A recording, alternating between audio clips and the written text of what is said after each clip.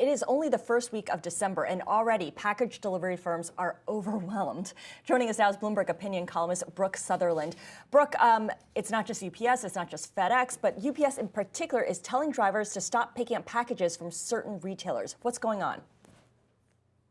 The parcel delivery companies have been very clear with the retailers this year that they are going to be enforcing volume agreements. So every year before the holiday season, there's this sort of carefully orchestrated dance between the retailers and the package delivery companies to make sure that they do have capacity for what the retailers think that their demand levels are going to be. And so what's happening with some retailers is they're getting more e-commerce orders than what they had anticipated over a given period. And so UPS is saying, we don't have space for this right now. We're maxed out. We'll come back. We'll give it another day once more space opens up on the truck. And so, expect to see more of this. This is a really, really crazy year for UPS and FedEx. You have the typical holiday rush. You have the spike in e-commerce orders from everyone at home ordering all their household goods online. And now in the coming weeks, you're going to have these companies participating in the eventual distribution of a vaccine. So they have a lot of demand on their space and their time right now. So I didn't even realize that retailers have volume agreements with delivery companies, What do we know about these agreements? How far in advance are they made? What kind of time period do they cover? How locked in are they? Is there any flexibility? I think, in past years, there has been some flexibility. If there is overflow,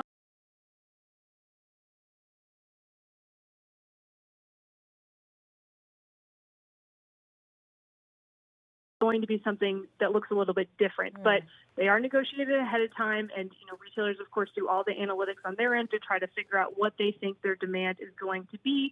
And UPS and FedEx allocate capacity accordingly. The retailers are trying to do their part. They're encouraging people to shop early. They've really stepped up their capabilities around curbside pickup to try to take some of those packages out of the delivery network and put some of that burden on the consumers. Certainly, that's a much more timely option in this kind of environment. And of course, to make things more complicated, because this is, after all, 2020, distribution of COVID vaccines is going to take place sometime this month, probably right in the middle of all the holiday deliveries. So have UPS or FedEx talked about how they're going to pull this off? Have they shared it with anyone yet?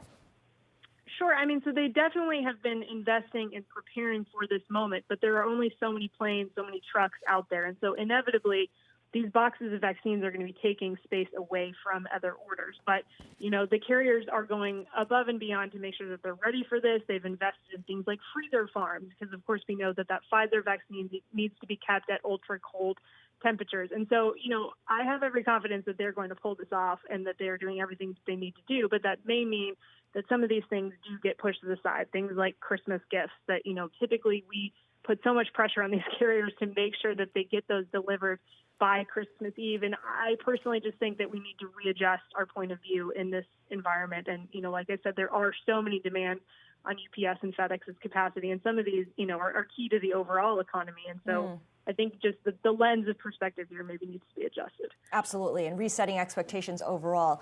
Until 2020, there was this shift in how people were spending their money. They were buying more of these experiences and spending less money on actual things that they would take into their homes. Of course, with the pandemic, everyone's buying stuff for their homes. Once we get past the pandemic, once we get a vaccine, the expectation is that people will go back to traveling and living their normal lives. Do the delivery companies see what we're experiencing this year as an outlier or as the start of a new normal? I think they think that this will continue. And you're absolutely right that we just have been buying so much more stuff this year than in the past. And so some of that will naturally go away. There's only so many fire pits and bread makers and what have you that you need to buy. But I think a lot of what people are ordering online now is just your basic everyday household items. And so those are things that you need to order, once every 2 weeks, once every month, things like paper towels and groceries. And once you get comfortable doing that, especially people in the baby boomer generation who maybe weren't as familiar with ordering things online, in those basic household categories before this, it tends to be a very sticky habit. It's very convenient to just have a box of your everyday items show up on your doorstep and not necessarily have to go to a store. And so the expectation of both retailers and UPS and FedEx is that will continue. Now, that's especially important for UPS and FedEx because they've really been able to reclaim pricing power in this environment.